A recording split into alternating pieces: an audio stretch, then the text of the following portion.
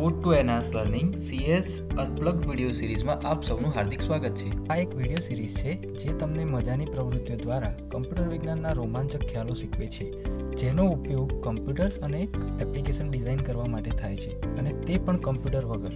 વિચારવા, સર્જનાત્મક બનવા અને આ નવીનતાપૂર્ણ દુનિયામાં આગળ વધવા માટે તમારી 21મી સદીની કુશળતાઓ વધારવા તૈયાર થઈ જાઓ.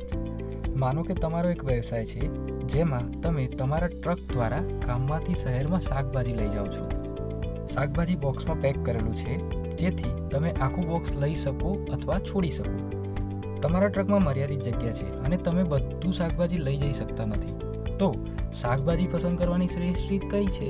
એક રીત એ છે કે તમે ટામેટા અને બટાકા જેવી હલકી શાકભાજી પસંદ કરો, જેથી વધુ શાકભાજી લઈ શકાય. બીજી રીત એ છે કે તમે સૌથી મોંઘા શાકભાજી પરિવહન માટે પસંદ કરો, પણ કદાચ તમે વધુ શાકભાજી લઈ ન શકો. તો હવે શું કરવું? કમ્પ્યુટર વિજ્ઞાન આ પ્રશ્નનું સમાધાન 0-1 નેપસેક સમસ્યા તરીકે રજૂ કરે છે.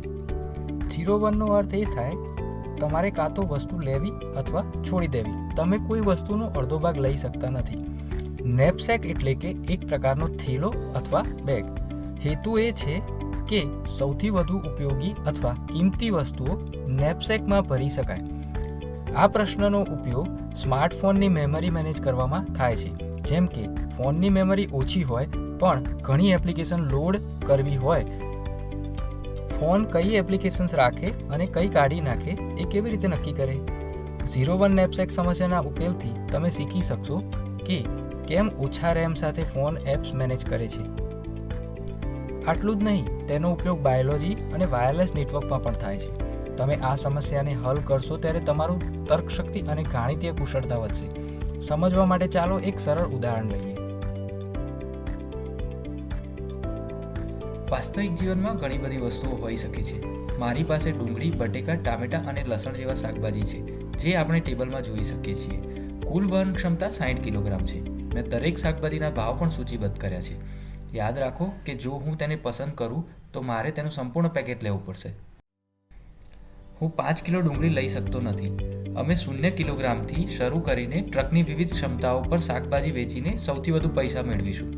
જ્યાં સુધી આપણે 60 કિલોગ્રામ સુધી ન પહોંચીએ ત્યાં સુધી અમે અમારું વજન 10 કિલોગ્રામ વધારીશું. તે જ સમયે અમે એક પછી એક શાકભાજી લઈશું અને વિવિધ ક્ષમતાઓ માટે જોઈશું કે શું આપણે શાકભાજીને ટ્રકમાં મૂકવી જોઈએ કે તેને છોડી દેવી જોઈએ. આપણે અહીંયા એક કોષ્ટક બનાવીશું. કોષ્ટકના કોલમ 0 થી 60 કિલોગ્રામ સુધીનું વજનનું પ્રતિનિધિત્વ કરે છે અને રો શાકભાજીનું પ્રતિનિધિત્વ કરે છે. પ્રથમ રો કોઈ શાકભાજીનું પ્રતિનિધિત્વ કરતી નથી. પ્રથમ રો કહે છે મારી પાસે કોઈ વસ્તુ નથી, જેથી હું 0 રૂપિયા કમાઉં છું. પ્રથમ કોલમ કહે છે મારી પાસે 0 કિલોગ્રામની ક્ષમતા છે, જેથી હું ફરીથી 0 રૂપિયા કમાઉં છું. બીજી રો બીજી કોલમ પર જાઓ. અમારી પાસે 10 કિલોગ્રામના વજનવાળી ડુંગળી છે અને મારી વહન ક્ષમતા 10 કિલોગ્રામ છે. જો હું ડુંગળીને અવગણવા માંગુ છું તો હું સીધા ઉપરના સેલ તરફ જોઉં છું. તે 0 છે.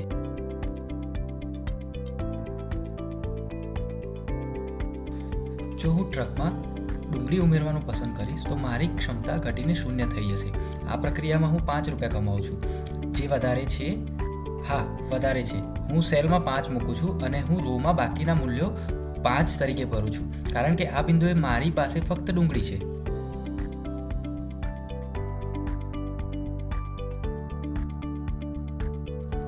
ત્રીજી રોમાં અમારી પાસે 30 કિલોગ્રામ વજનવાળા બટાકા છે. બીજા અને ત્રીજા સ્તંભની ક્ષમતા 30 કિલોગ્રામથી ઓછી છે, તેથી હું સીધા ઉપરના સેલમાંથી મૂલ્યો લઉં છું. 30 કિલોગ્રામ પર હું મારા વર્તમાન સેલની ઉપરની કિંમત તપાસું છું, જે 5 છે. જો હું બટેકા ઉમેરવાનું પસંદ કરું તો હું 3 રૂપિયા કમાઉં છું અને મારી પાસે ટ્રકમાં કોઈ જગ્યા બાકી નથી. 3 અને 5ની વચ્ચે 5 એ મોટી કિંમત છે, તેથી હું સેલમાં 5 મૂકું છું. આગલા સેલમાં જઈને મારી પાસે 40 કિલોગ્રામની વહન ક્ષમતા છે. હું સીધા ઉપરના સેલને જોઉં છું, તેનું મૂલ્ય 5 છે. હું 10 કિલોગ્રામ મેળવવા માટે 40 કિલોગ્રામમાંથી 30 કિલોગ્રામ બાદ કરું છું. 10 કિલોગ્રામને અનુરૂપ રોની સીધી ઉપરના સેલમાં મૂલ્ય 5 છે. 8 મેળવવા માટે હું 3 બટાકાની કિંમત અને 5 ઉપરના સેલમાંથી કિંમત ઉમેરીશ. હું 8 પસંદ કરું છું કારણ કે 8 5 કરતાં મોટો છે. આ રીતે આપણે ટેબલ ભરી શકીએ છીએ. પૂર્ણ થયેલ ટેબલ આના જેવું દેખાય છે. હું તમને તમારા માટે ટેબલ ભરવાનો પ્રયાસ કરવા પ્રોત્સાહિત કરું છું. આગળ આપણે શોધીશું કે કઈ શાકભાજી પસંદ કરવી. આપણે કોષ્ટકના છેલ્લા સેલથી શરૂઆત કરવા જઈ રહ્યા છીએ. આપણે ઉપરની હરોળમાં તે મૂલ્ય હાજર છે કે કેમ તે તપાસીશું. જો તે છે તો આપણે શાકભાજીને સ્કીપ કરીશું.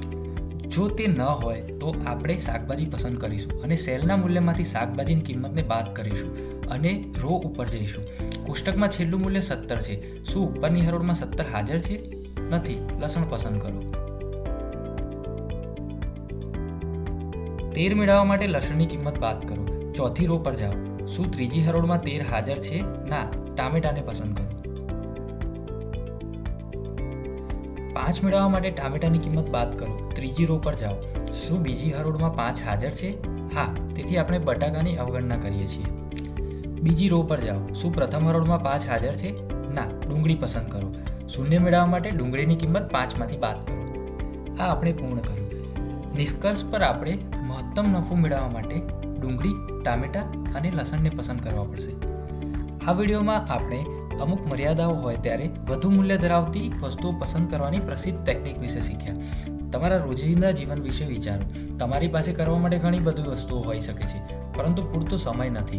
ઉકેલ શૂન્યવન નેપસેક સમસ્યા તમારો જવાબ હોઈ શકે છે.